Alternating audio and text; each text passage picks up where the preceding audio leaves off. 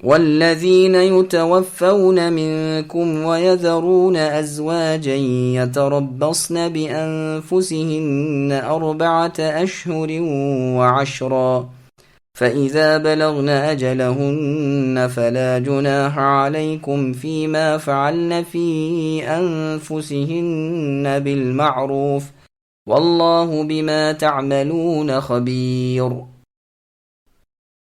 اور تم میں سے جو لوگ فوت ہو جائیں اور بیویاں چھوڑ جائیں، وہ عورتیں اپنے تئیں 4 مہینے اور 10 دن عدت میں رکھیں۔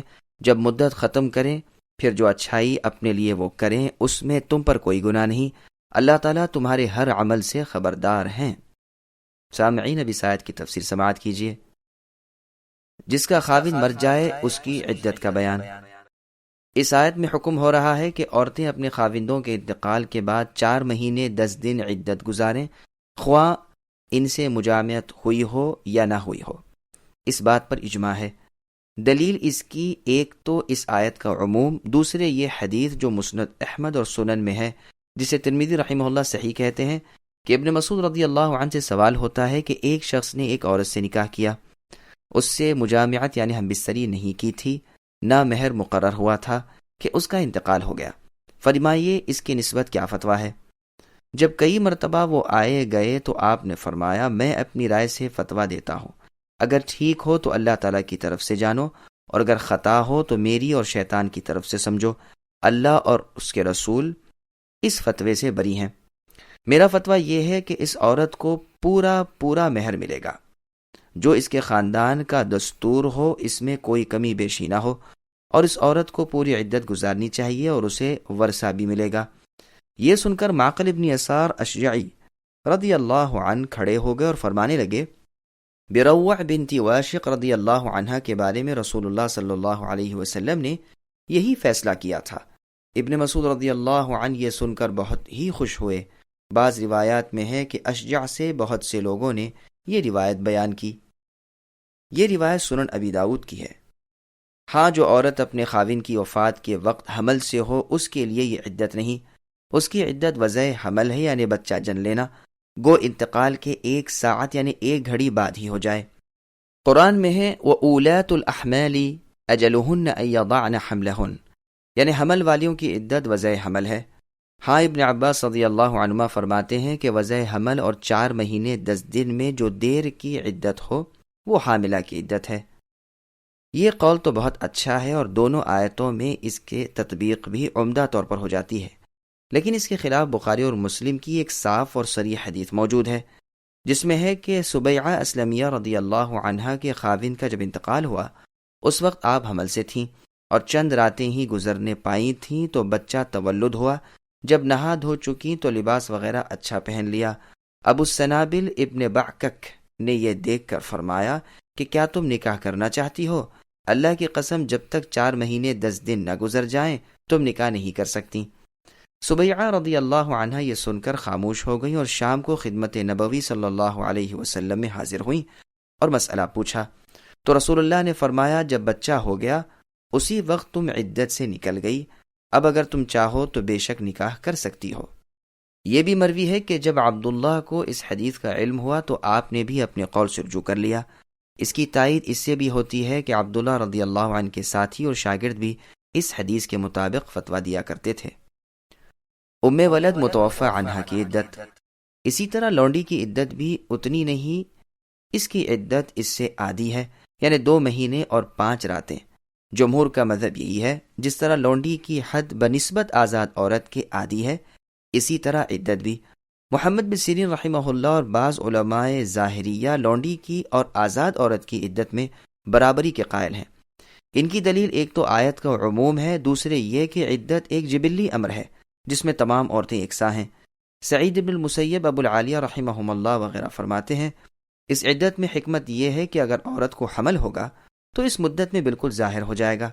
ابن مسعود رضی اللہ عنہ کی صحیحین والی مرفوع حدیث میں ہے کہ انسان کی پیدائش کا یہ حال ہے کہ 40 دن تک تو رحم مادر میں نطفے کی شکل میں ہوتا ہے، پھر خون بستہ کی شکل 40 دن تک رہتی ہے، پھر 40 دن تک گوشت کا لوتھڑا رہتا ہے، پھر اللہ تعالیٰ فرشتے کو بھیجتے ہیں اور وہ فرشتہ اس میں روح پھونکتا ہے۔ تو یہ 120 دن ہوئے جس کے 4 مہینے ہوئے۔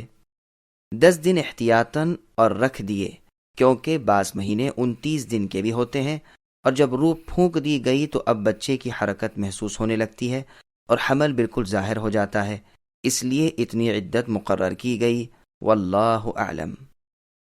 سعید بن المسیب رحمہ اللہ فرماتے ہیں 10 دن اس لیے ہیں کہ روح انہی دنوں میں پھونکی جاتی ہے۔ ربیع بن انس رحمہ اللہ بھی یہی فرماتے ہیں۔ سعید بن المسیب، مجاہد، سعید بن جبیر، حسن ابن سیرین، عیاض، زہری اور عمر بن عبدالعزیز رحمہ اللہ کا یہی قول ہے۔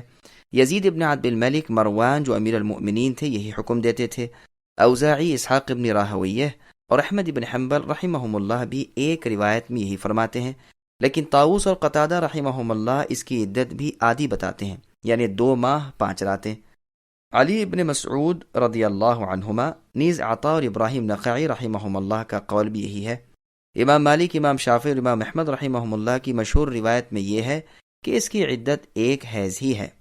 ابن عمر رضی اللہ عنہما، شعبی، مکحول، لیث ابن سعد، ابو عبید اور ابو ثور رحمہم اللہ اور جمہور کا مذہب یہی ہے۔ لیث رحمہ اللہ فرماتے ہیں کہ اگر حیض کی حالت میں اس کا سردار فوت ہوا ہے تو اسی حیض کا ختم ہو جانا اس کی عدت کا ختم ہو جانا ہے۔ امام مالک رحمہ اللہ فرماتے ہیں اگر حیض نہ آتا ہو تو 3 مہینے عدت گزارے۔ امام شافعی رحمہ اللہ اور جمہور فرماتے ہیں 1 مہینے اور 3 دن مجھے زیادہ پسند ہیں، واللہ اعلم۔ لیکن زیادہ قوی قول پہلا ہے، یعنی مثل آزاد عورت کے پوری عدت گزارے، واللہ اعلم۔ اس کے بعد اللہ تعالیٰ کا ارشاد ہے جس سے معلوم ہوتا ہے کہ سوگ واجب ہے۔ بخاری اور مسلم میں حدیث ہے کہ جو عورت اللہ پر اور قیامت پر ایمان رکھتی ہو اسے 3 دن سے زیادہ کسی میت پر سوگواری کرنا حرام ہے، ہاں خاوند پر 4 مہینے 10 دن سوگوار رہے۔ ایک عورت نے رسول اللہ سے پوچھا کہ میری بیٹی کا خاوند مر گیا ہے اور اس کی آنکھیں دکھ رہی ہیں، کیا میں اس کے سرما لگا دوں؟ آپ نے فرمایا نہیں۔ 2-3 مرتبہ اس نے اپنا سوال دہرایا، رسول اللہ نے یہی جواب دیا کہ نہیں۔ آخر فرمایا یہ تو 4 مہینے اور 10 دن ہیں، جاہلیت میں تم سال بھر بیٹھی رہا کرتی تھی۔ یہ روایت صحیح بخاری، مسلم وغیرہ کی ہے۔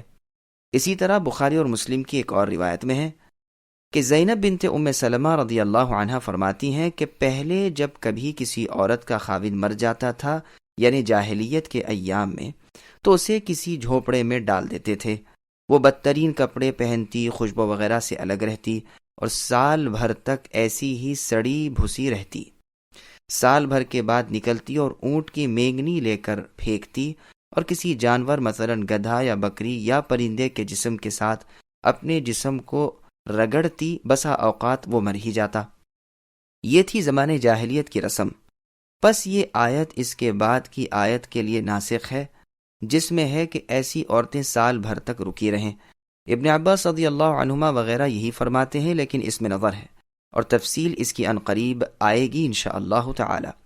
مطلب یہ ہے کہ اس زمانے میں بیوہ یا مطلقہ عورت کو زینت اور خوشبو اور بہت بھڑکیلے کپڑے اور زیور وغیرہ پہننا منع ہے، اور یہ سوگواری واجب ہے۔ ایک قول یہ بھی ہے کہ طلاق رجعی کی عدت میں یہ واجب نہیں، اور جب طلاق بائن ہو تو وجوب اور عدم وجوب کے دونوں قول ہیں۔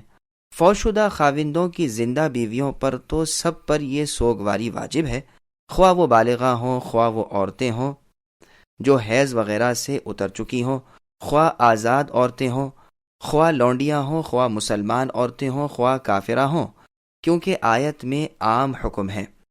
ہاں ثوری رحمہ اللہ کافرہ عورت کی سوگواری کے قائل نہیں۔ اشہب اور ابن نافع کا قول بھی یہی ہے۔ ان کی دلیل وہ حدیث ہے جس میں ہے کہ جو عورت اللہ پر اور قیامت کے دن پر ایمان رکھتی ہو، جس کا ذکر ابھی گزرا ہے۔ پس معلوم ہوا کہ یہ حکم تعبدی ہے۔ امام ثوری رحمہ اللہ کمسن نابالغہ عورت کے لیے بھی یہی فرماتے ہیں کیونکہ وہ غیر مکلفہ ہے۔